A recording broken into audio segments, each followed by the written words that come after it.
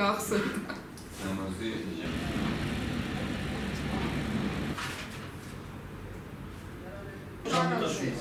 არა, გოში წინაში. ის გამაშვილის პროცედურაში.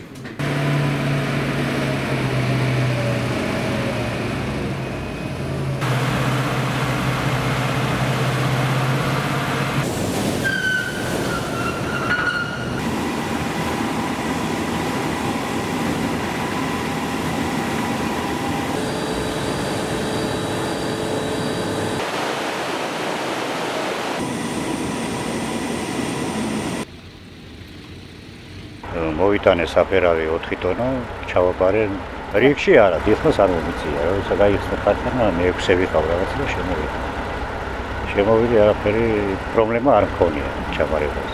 არა, უშავდა, კარგი იყო მოსავალი. ქარხნები გახსნილია და იღებენ. დიდი ოჩერედი არ არის.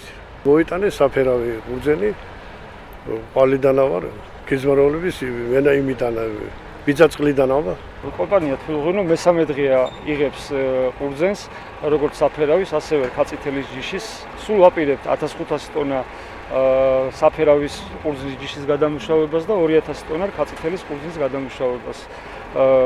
რასაც უყურებთ, მოდის ხარისხიანი ყურძენი და ვფიქრობ, რომ მევენახეს კმაყოფილია და ჩვენს კმაყოფილები ვართ.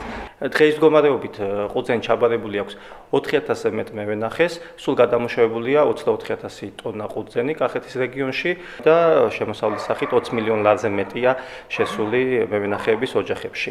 დღეს ყურძენს იბარებს 41 ღვინის ქარხანა, თუმცა განაცხადი შემოტანილი აქვს 130-ზე მეტ კომპანიას, ანუ კახეთში 130-ზე მეტი ღვინის კომპანია მიიღებს და გადაამუშავებს ყურძენს. დღეიდან დაიწყო სახელმწიფო სუბსიდიების გაცემის პროცესი, რაც ნიშნავს, რომ ყველა მევენახეს, ვისაც ყურძენი ჩაბარებული აქვს 15 დღით წინ ან უფრო ადრე, შეუძლია ლიბერტი ბანკის ნებისმიერ ფილიალში, მხოლოდ პირადობის მოწმობის წარდგენის საფუძველზე მიიღოს კუთვნილი სახელმწიფო სუბსიდიის თანხა. თანხის მიღება მათ შეუძლიათ ნებისმიერ დროს, თუმცა მინდა შევახსენო ყველა მევენახეს, რომ ეს თანხა მათ აუცილებლად უნდა აიღონ ბანკიდან არაუგვიანეს 15 დეკემბრისა.